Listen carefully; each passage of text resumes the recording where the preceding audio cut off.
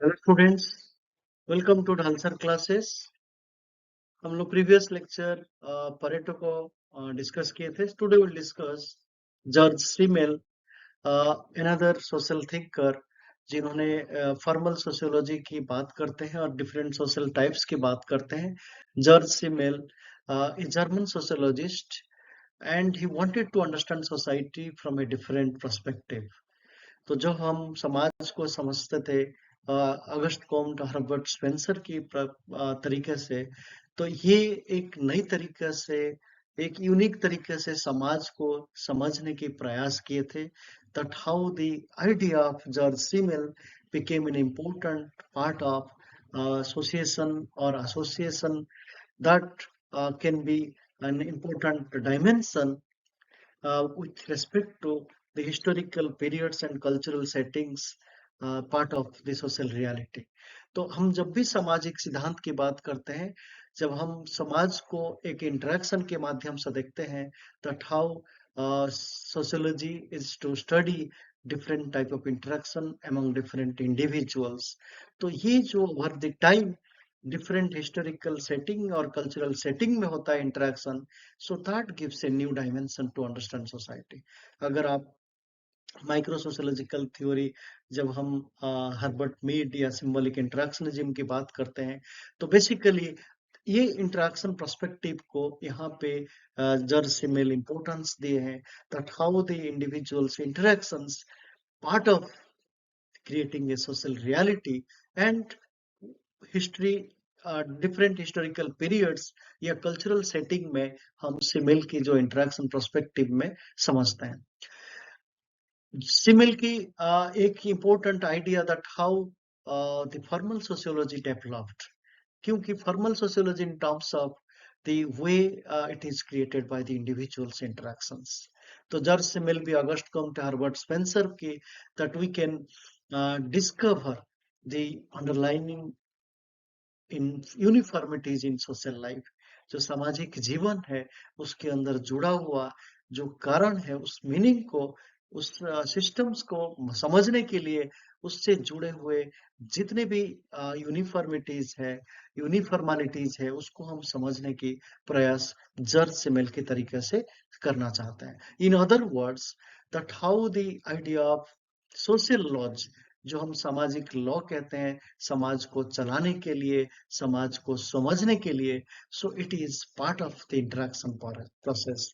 तो George Simmel gives importance और emphasise to different types of interaction.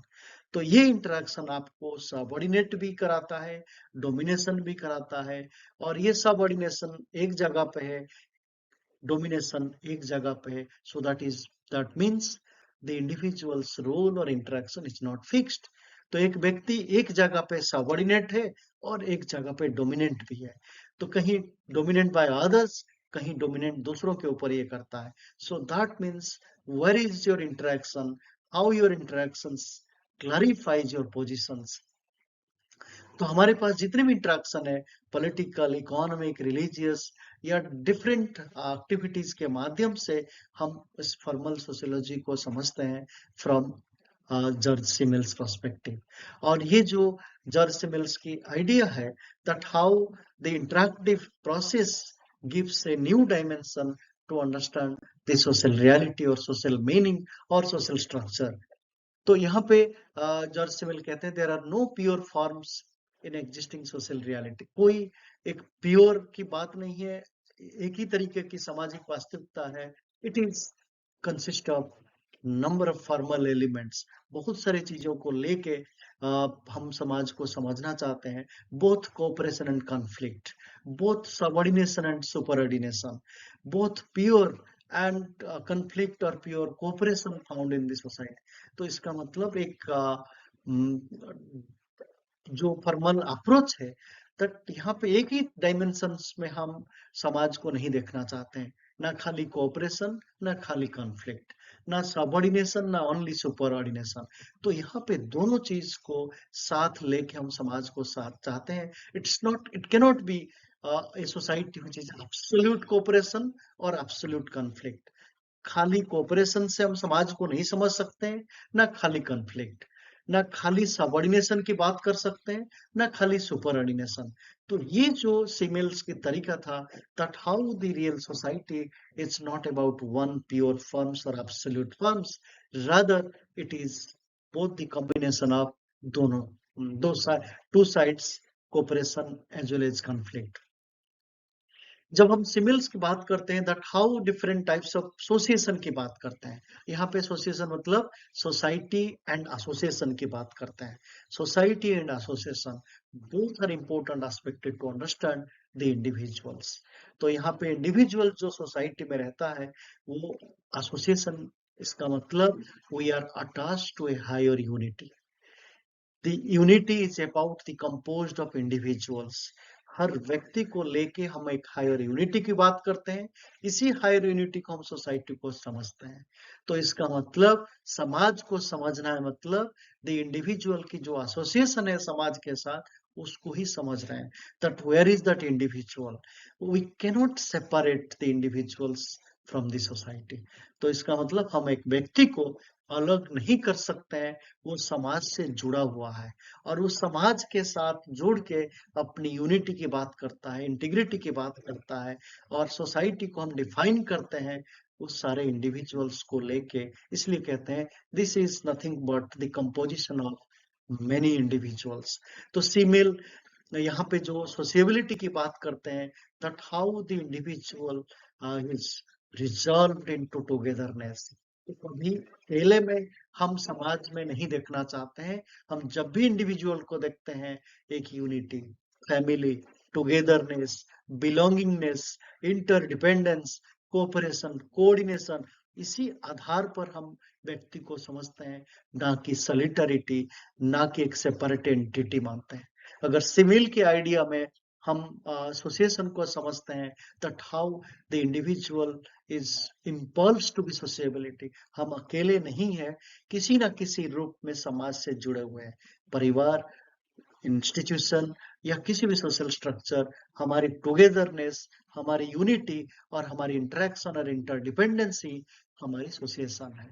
So that means ये जो idea है सिमिल की, that it is not simply the idea of creating association to achieve something, but at the same time, that individual is prone to be part of the togetherness or creating a unity with mutual coordination and cooperation.